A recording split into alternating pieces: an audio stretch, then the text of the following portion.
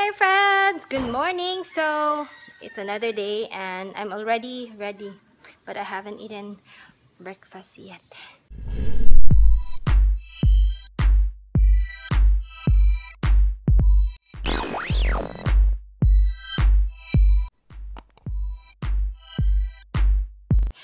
Today pala we are going to Comelec kasi open na yung pong we are going to have magpa-register.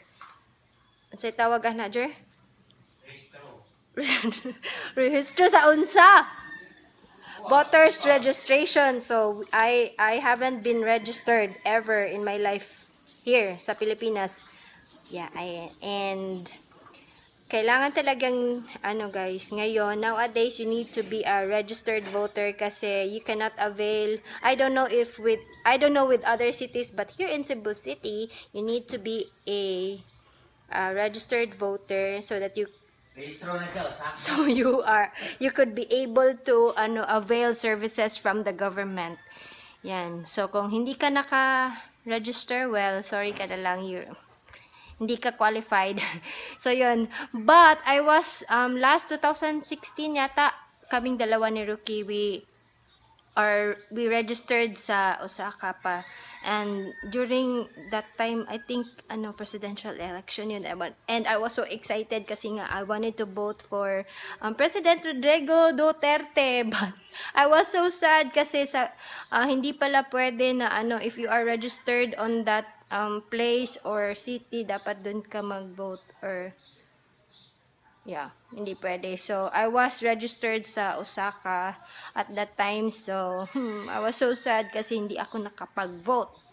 And, kaya, now, I wanted to see to it na register na ako because, I don't know, it's just so hassle kasi if you go to government offices, may mga services talaga na hindi ka pwedeng mag-avail. Like, for example, you were bitten by a dog, so you need to go to City Health. But if you are not a registered voter, they will not accommodate you. That is so sad. And you need to go to a private hospital or you need to buy your own anti-rabies para ma-injectionan ka. That was so sad. So, yeah. And by the way, guys, I am also using the Careline today, the one we got from SM like the other day. Yeah. So, I applied it on my cheeks. Yan. Ito yung kulay niya and sa lips. Okay lang naman. I thought this will not work because as you can see, diba, I don't know, so sketchy. Pero, konti lang yung laman niya, guys. Yung gumamit ito is me and Sashi only and twice pa lang nagamit. But as you can see, hanggang dito na yung product. But so far, okay naman yung performance. Hindi. Para sa akin, it doesn't taste anything. Sashi said na mapait daw, but to me, it doesn't taste anything. And also, madali siyang i-apply sa cheeks. Compared to the KJM Cheek and Lip Tint, nahihirapan akong mag-apply doon sa niya sa cheeks because I usually use the Lip and Cheek Tint from Avon. That is my all-time favorite one. I used that long time ago, yung time na wala pa, hindi ko pa pinanganak si Sashi. So that's my all-time favorite. And so far this one from Careline is good. Madali naman siyang i-spread and apply, and I don't know the lasting power on the lips, but usually lip products do not last me long kasi I always bite my lips, eat anything that's on my lips. So what I am really interested on is yung sa cheek area. So yan, from Careline. If you ask me, yeah, it's okay. I totally recommend this one from Careline. Yeah, so I'll see you later, guys. So, breakfast pa pala muna tayo, guys, kasi I'm still waiting for Rookie. It's still pretty early. Sabi ng papa ko, wala nang masyadong tao. It was just the first day na medyo maraming tao sa Comelec. And we are planning to go there like mga 12 noon para kasi 1 p.m. mag-open. So, I'm just going to eat my breakfast. It is already 11 a.m. So, I usually eat my breakfast like around 10 a.m. to 11 a.m. Yeah, so let's eat. And my breakfast for today is... Ito yung breakfast ko today. Kutsinta with some... Ano to? Lubi. Coconut, shredded coconut. And of course coffee, and this will be lunch, but I'm not eating lunch yet. So the children, sila Baba at Sashi is still sleeping. Yeah, they wake up late. And so eto lang yung breakfast ko. I'm not eating. I don't know if I'm going to eat bread or pandesal, but yeah, I wanted to eat kutsinta together with coffee. Kain tayo. Wow. Nga pala. This sells for kutsinta here. It's pretty pricey here. Yung kay Manong dito. This is 7 pieces for 5 pesos. For 10 pesos. But yung suki ko doon sa sa ibang lugar doon sa Dulho, yung sa kanya 5 pesos tapos 4 pieces. Well, yung kay Manong dito naman 7 pieces, tapos 10 pesos. Pero, okay lang naman. Hindi din naman madali maglako ng kutsinta. So, it's really yummy. I like it. I really like it. Doon sa Japan, nung nandun pa kami sa Japan, may nagtitinda din ng kutsinta. But, instead of using shredded coconut, yung nilalagay nila is cheese. Masarap din yun, but I really prefer na yung shredded coconut. You're the way. Ate, na guys. Dapat maliligo pa si ate, but she can't wait to eat kutsinta. Wow! Lamit eh. Is it delicious? You want cheese or grated coconut? You want cheese? Grated coconut? Wow! Look at her face. She can't wait to eat. Sa mukha niya mama ay. Hello. Wow, big bites. Suya ka? Hindi na suya, naglaway. You're drawing, bro. Guys, look at Miguel. Miguel is so cute. He's sleeping. Hi, Miguel. Uy, na-wake up manaas ako, Miguelito. Uy, Miguelito. Ay, pachong. Miguelito, por favor. Hola, soy Miguel.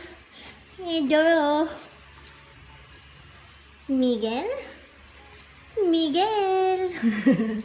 You have a very weird name, but Ate gave Miguel's name. Hi, Miguel. So guys, let's do an update on the Careline. So I already ate my breakfast and I had coffee and I don't know if may natira pa ba.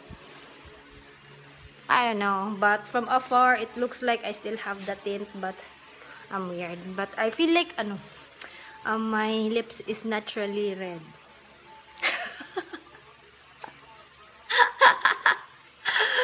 Wow, ang reaction ni ate ba? But I don't know, I still have a little dire sa my outer sides akong. But if you're gonna be like this, it seems like my lips is red. But yeah, I don't care because like I said, I'm not such a lipstick person. But from time to time, I wanted to, apply lipstick and lip tint like that, but usually I'm already okay with having eyebrows and blush. Diba ate? Hi, good morning my ate. Uy, ate kasi ate guys. Di na nagpapakis sa akin si ate. Baka may boyfriend na to. Yung boyfriend na yung pinapakis. That's bad. You're not allowed to have a boyfriend. Nara, wait. So excited to see each other. Tara, yan! Awag eh. Miguel and Maui. La Nagel, uy! Let's go, Nagel! Di pa ka pwede mag-play. Ay, patay! Yan, nasa Comelec, but reserve for parking dyan. Yan yung Comelec, guys. Beside, near Santo Niño, but we're looking for parking. Saan bang here? We don't have a parking. So, tapos na kami sa Comelec. Bakit lagi na lang bulol? Tapos na kami sa Comelec, guys. Yan yung Comelec dyan, banda.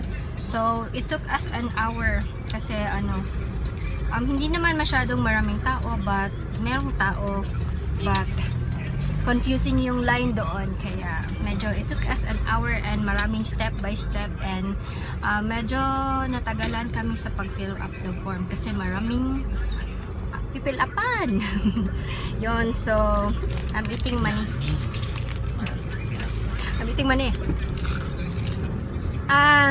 We are on our way to Park Mall or Times Square. Yung Times Square ba na? Yung tawag J Square. Basta yung malapit sa Park Mall.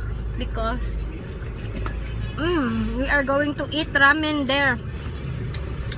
We haven't tried that one, but Loki said we wanted to try because it's a Japanese restaurant or Japanese ramen. Basta I'm excited to eat ramen. Ang init pa naman, but you wanna eat hot ramen? Crazy. So yun, we're planning to eat ramen there, and because wala pa akong lunch. Loki, I don't know if he has eaten lunch, but yun, it's already 2 p.m. See you later. Oh, I'm gonna show you my thumb pala, guys. Yay! Ikaw? What about yours? Oh. Ikaw ba? Filler? Okay, ko. What? You're always... Yeah, he's kanang kuan. Bastos na bungong. So, yeah, I'm done. And we're ready to eat ramen. So, hindi na kami umabot sa Akita, kaya guess where are we? Jollibee! Yeah! Never been to Jollibee this frequent, guys. I don't know, maybe effective talaga yung mga video sa sa mukbang sa YouTube, kasi I always watch mukbang, Jollibee mukbang sa YouTube. So, ngayon, I'm here again at Jollibee. Hindi ako masyadong fan ng Jollibee, but now I am always here at Jollibee.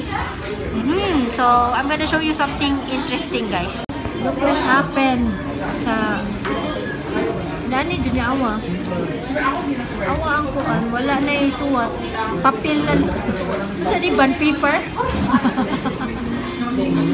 Pero hindi naman ganito sa seaside, no? Not like this. What happened, Jollibee? Bakit band paper na lang yung photos? What I got again, guys, palabok and spicy chicken and extra rice and rice. Okay, parehas kami ni Rookie. Happy na siya. Today, dumating si Jollibee. Jollibee! Harap yung Jollibee, oy.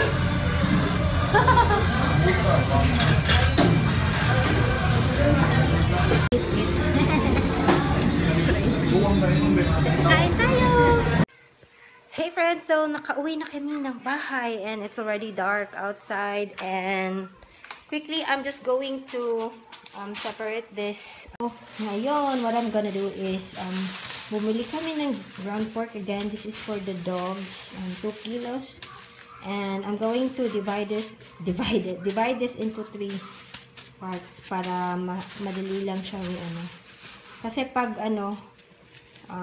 nag-harden na siya, nag-freeze na siya, mahirap ng i-divide pag niluluto na. So I'm just going to quickly divide this into 3, and then yun, and then I'm gonna store it inside the fridge. So friends, I'm just going to quickly edit some videos na para ma-upload ko. I will be planning to upload these videos, yung mga throwback videos ko tomorrow, Friday.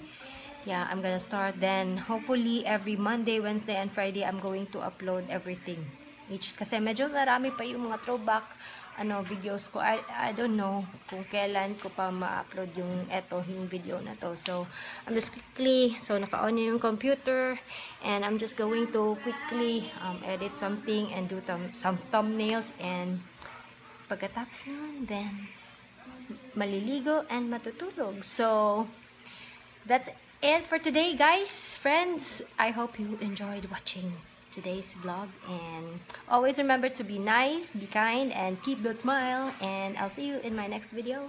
Bye!